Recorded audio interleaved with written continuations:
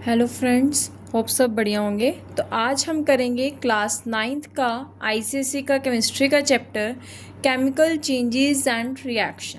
ठीक है, अब हम सबसे पहले चेंजेस के बारे में पढ़ेंगे। हम 5th 6th से पढ़ते आ रहे हैं कि जो चेंजेस हैं वो दो तरह के होते हैं, एक फिज़िकल चेंज और एक केमिकल चेंज।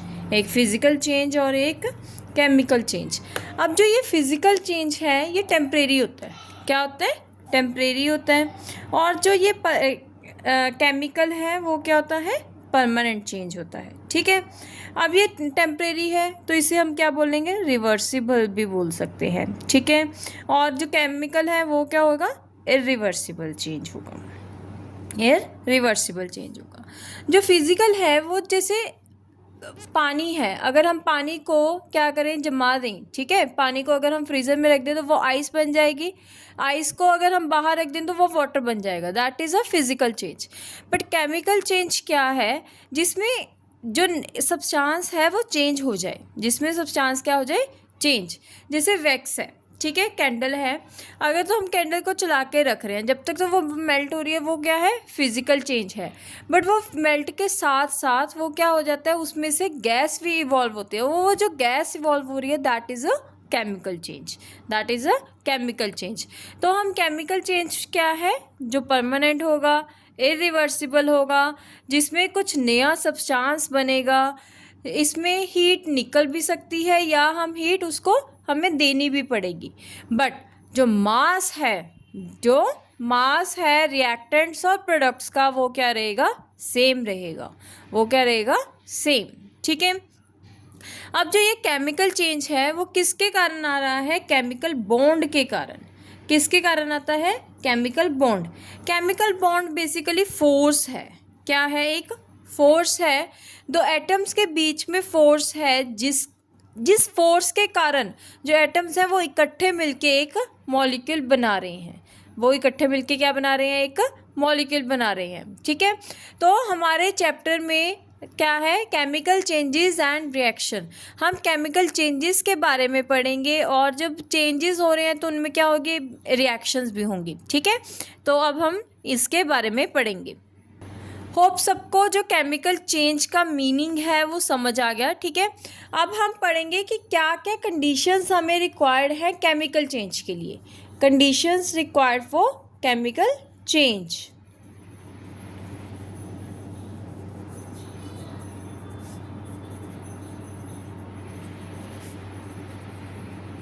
अब केमिकल चेंज में सबसे पहले क्या होना चाहिए? दोनों चीज़ें क्लोज होनी चाहिए। दोनों चीज़ें साथ साथ में होनी चाहिए। अगर साथ साथ में होंगी तभी उनकी मिक्सिंग होगी। मिक्सिंग होगी तभी उनमें से एक नया प्रोडक्ट बनेगा।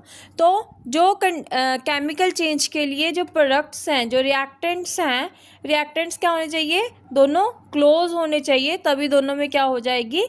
मिक्सिंग होगी। तभी क्या होगी? मिक्सिंग। ठीक है, जैसे अगर हम आयोडीन और फॉस्फोरस को इकट्ठे रख दें तो वो क्या हो जाए? एक बॉम्ब की तरह ब्लास्ट होगा। क्यों? क्योंकि इन दोनों की रिएक्शन हो जाती है। ठीक है, अच्छा, दोनों किस फॉर्म में होने चाहिए? सोल्यूशन फॉर्म में होने चाहिए। किस फॉर्म में होने चाहिए? सोल्यूशन। ठीक है, अगर हम उसको सॉलिड स्टेट में रखेंगे तो दो चीज़ें पड़ी रहेंगी तो उनमें आपस में कुछ भी नहीं होगा। अगर वो एक्व स्टेट में है या कोई लिक्विड स्टेट में है तो वो आपस में क्या करेंगी? मिक्स होंगी। मिक्स होके क्या होगा? उनमें चेंज आएगा, केमिकल चेंज होगा। ठीक है, थर्ड हमारी कंडीशन है हीट की। क्या है? हीट। हीट में या तो हमें हीट देनी पड़ेगी या हीट लेनी पड़ेगी। हीट का क्या सिंबल है? डेल्टा। क्या है? डेल्टा। ठीक है, अगर तो हम उसको किसी भी रिएक्टेंट्स को हीट दे रहे हैं तो हम क्या करेंगे? जो हम रिएक्टेंट्स और प्रोडक्ट के बीच में क्या करेंगे? एरो के ऊपर डेल्टा साइन लगाएंगे। ठीक है, और अगर हीट निकल रही है तो हम प्रोडक्ट साइड क्या कर देंगे? डेल्टा का साइन लगा देंगे। ठीक है, नेक्स्ट है लाइट। क्या है? लाइट। कुछ रिएक्शंस ऐसी हैं जो लाइट के ही प्रेजेंस में होती हैं। ठीक है, ऐसी रिएक्शंस को हम क्या बोलते हैं? Photochemical reactions. क्या बोलते हैं? फोटोकेमिकल रिएक्शंस, फोटो यानी कि लाइट, केमिकल रिएक्शंस, ठीक है। जो रिएक्शंस लाइट के प्रेजेंस में होंगी उन्हें हम क्या बोलते हैं, फोटोकेमिकल रिएक्शंस। इसके एग्जांपल, बेस्ट एग्जांपल है फोटोसिंथेसिस। अगर फोटोसिंथेसिस में अगर सनलाइट नहीं है, मतलब लाइट नहीं है, तो फोटोसिंथेसिस नहीं होगी, ठीक है। नेक्स्ट है इलेक्ट्रिसिटी। कुछ रिएक्शंस ऐसी हैं जिनमें इलेक्ट्रिसिटी बहुत ज़्यादा ज़रूरी है, ठीक है। जैसे हमने अगर वाटर की ब्रेकडाउन करानी है तो हमें उसमें करंट देना पड़ेगा, इलेक्ट्रिसिटी देनी पड़ेगी, ठीक है, तो ही वो रिएक्शन हो पाएगी। ऐसी रिएक्शंस जिसमें इलेक्ट्रिसिटी की हमें ज़रूरत है, वैसी रिएक्शंस को हम क्या बोलते हैं, इलेक्ट्रोकेमिकल रिएक्शंस। इलेक्ट्रोकेमिकल रिएक्शंस मतलब वो रिएक्शन जिनमें इलेक्ट्रिसिटी नीडेड है, उसे हम क्या बोलते हैं, इलेक्ट्रोकेमिकल रिएक्शंस, ठीक है। नेक्स्ट है प्रेशर। क्या है, प्रेशर। कुछ रिएक्शंस ऐसी हैं जिनके लिए प्रेशर बहुत ज़रूरी है, ठीक है। अगर हम उनको प्रेशर नहीं देंगे तो वो रिएक्शन पॉसिबल नहीं है। जैसे अगर हमने अमोनिया बनाना है तो नाइट्रोजन और हाइड्रोजन को हमें बहुत ज़्यादा हाई प्रेशर देना पड़ता है, तो ही क्या बनेगा, अमोनिया बनता है, ठीक है। उसके बाद है कैटलिस्ट। कैटलिस्ट देखो क्या है, वो सब्सटेंस जो आप रिएक्शन में पार्टिसिपेट नहीं कर रहा, बट रिएक्शन की जो स्पीड है उसको इंक्रीज़ या डिक्रीज़ कर रहा है, इंक्रीज़ या डिक्रीज़ कर रहा है। जो कैटलिस्ट है वो दो तरह का होता है, one is positive catalyst and another one is negative catalyst. देखो पॉजिटिव क्या है, जो स्पीड इंक्रीज़ करे, दैट इज़ पॉजिटिव कैटलिस्ट। जो डिक्रीज़ करे वो नेगेटिव कैटलिस्ट, ठीक है। अब पॉजिटिव कैटलिस्ट की एग्जांपल है manganese dioxide, manganese dioxide MnO2, और नेगेटिव की है अल्कोहल। क्या है, अल्कोहल, ठीक है। अच्छा, एक कैटलिस्ट में ना प्रमोटर्स भी होते हैं। प्रमोटर्स पता है क्या करते हैं कि हमने कैटलिस्ट भी डाल दिया फिर भी रिएक्शन हमें लग रही है स्लो है, ठीक है, तो प्रमोटर्स क्या करेंगे, कैटलिस्ट की स्पीड को और भी ज़्यादा इंक्रीज़ कर देंगे, तो उन्हें हम क्या बोलते हैं, प्रमोटर्स। क्या बोलते हैं, प्रमोटर्स, ठीक है। जैसे अगर हमने अमोनिया बनाना है तो आयरन और हाइड्रोजन नाइट्रोजन और हाइड्रोजन तो हम देंगे ही आयरन की प्रेजेंस में, बट उसमें अगर हम मोलिब्डेनम भी डाल देते हैं तो जो रिएक्शन है बहुत ज़्यादा फास्ट हो जाएगी। तो ये हमारी कुछ कंडीशंस हैं जो हमें बहुत ज़रूरी हैं केमिकल रिएक्शन को कंप्लीट करने के लिए, ठीक है। अब हम देखेंगे कि हमें कैसे पता चलेगा कि जो रिएक्शन है वो कंप्लीट होगी या नहीं होगी। तो क्या है, कैरेक्टरिस्टिक्स ऑफ केमिकल रिएक्शन, कि हमें कैसे पता चलेगा कि रिएक्शन जो है वो कंप्लीट हो चुकी है या नहीं, ठीक है। उसमें सबसे पहली है एवोल्यूशन ऑफ गैस।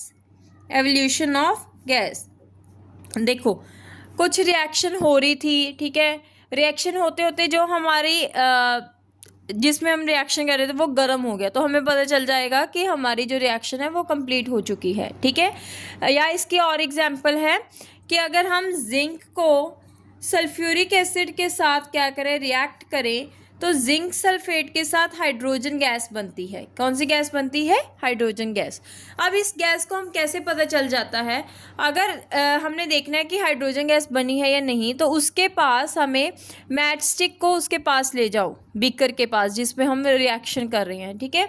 अगर उसमें से पॉप साउंड आ जाए तो हमारी हाइड्रोजन गैस बन चुकी है, ठीक है, तो हमारी जो रिएक्शन है वो कंप्लीट हो चुकी है, ठीक है। नेक्स्ट है change of colour, change in colour या चेंज ऑफ कलर, ठीक है। कुछ रिएक्शंस जैसे हमने पहले आयरन को कॉपर सल्फेट के साथ रिएक्शन की, आयरन की कॉपर सल्फेट के साथ रिएक्शन की, कॉपर सल्फेट पहले क्या था, ब्लू कलर का था। जब इन पे रिएक्शन हो गई तो वो लाइट ग्रीन कलर का बन गया।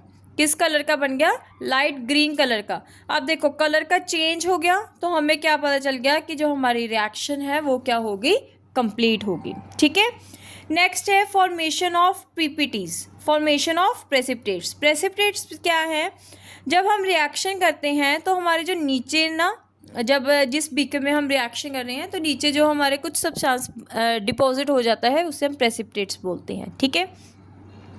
तो जब हम वो बन जाते हैं तो हमें पता चल जाता है कि जो प्रेसिपिटेट्स हैं वो बन चुके हैं। जैसे अगर आयरन सल्फेट है, फेरस सल्फेट की हम सोडियम हाइड्रोक्साइड के साथ अगर रिएक्शन करें तो हमारा फेरस हाइड्रोक्साइड बन जाएगा और सोडियम सल्फेट बन जाएगा। ठीक है, जो ये फेरस हाइड्रोक्साइड है इसके क्या बन जाएंगे? पीपीटीज। कौन से कलर के पीपीटीज बनेंगे? डर्टी ग्रीन कलर के पीपीटीज। डर्टी ग्रीन कलर के हमारे क्या बन जाएंगे? पीपीटी बन जाएंगे। ठीक है, लास्ट हमारा जो करेक्टर है that is change of state.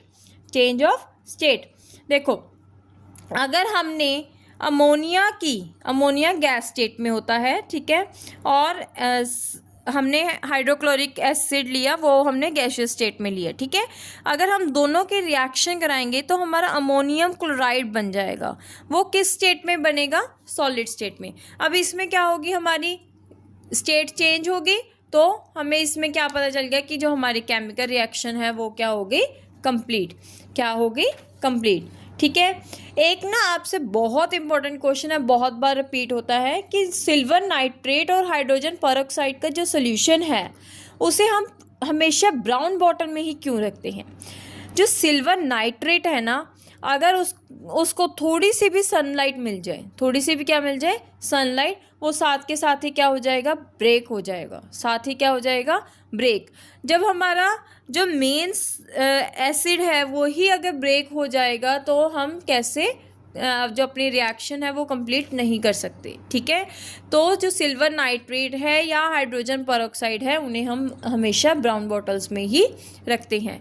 Hope आपको जो ये चैप्टर है जो आज हमने एक पार्ट किया वो आपको समझ आ गया। अगर किसी को कोई भी डाउट है तो वो कमेंट बॉक्स में कमेंट कर सकता है। Please like, subscribe and share.